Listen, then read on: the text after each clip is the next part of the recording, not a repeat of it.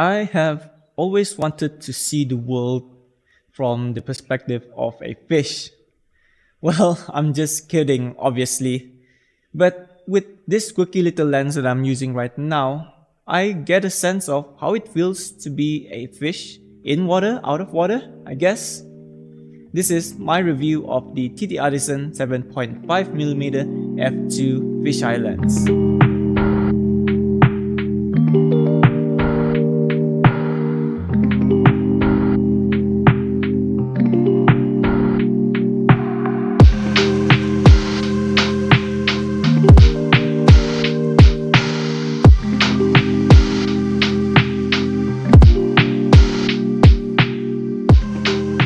The TTArtisan 7.5mm f2 is a fisheye lens with a nearly 180-degree field of view. So just to prove that, this is me zoomed in and this is me zoomed out. And if I put my hand here, which is perpendicular to the front lens element, you might be able to see my hand still there. Anyway, it's a fully manual lens, so you'll need to rely on the focus assist on your camera. I am currently using it on my Fuji X-T3. It's also available for Sony E-mount, Nikon Z-mount, Canon RF mount, and Micro Four Thirds cameras. For full-frame cameras and sensors, TTArtisan claims that you will be able to take fully circular images with this lens. But obviously with a crop sensor camera, I haven't had the chance to get that same result. But I have gone close, but we'll talk more about that later. One thing that I personally love about TTArtisan lenses is the full metal build, and this one is no different. Almost everything is made of metal, even the lens cap. It's a very solidly built lens.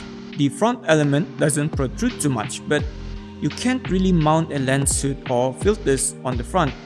It does, however, have a small built-in hood, and you can mount filters on the other end of the lens with the included ND filter. I personally haven't used that filter yet as I haven't had a need for it.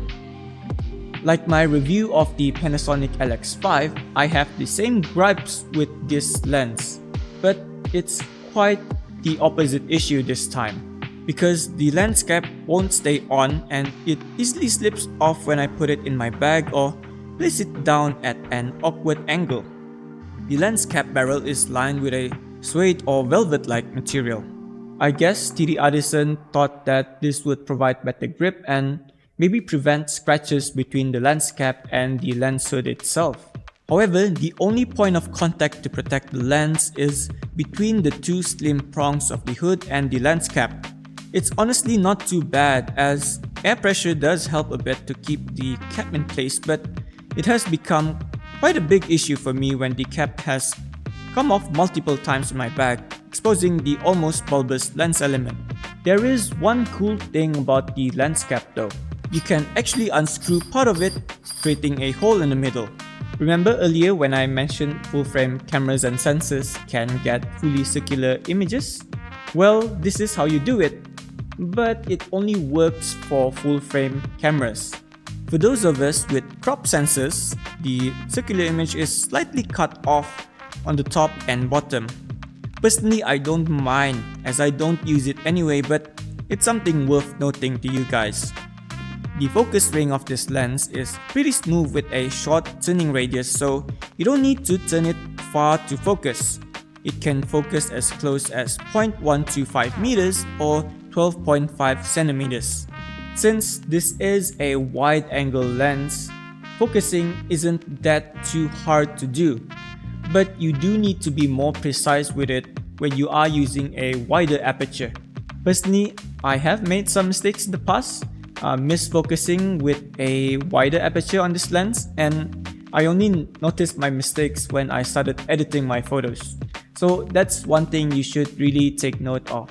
And speaking of the aperture, the lens has a clicked aperture ring, so you know when you've changed it. This also prevents accidental changes as well. I personally have no issues with a clicked aperture ring, but I can't say for sure for those of you who like it declicked. The aperture ranges from f2 to f11. When you get close to your subjects, the focus is honestly quite pleasing, but when your subject is further away, almost everything is in focus. And since this is a fisheye lens, distortion is to be expected.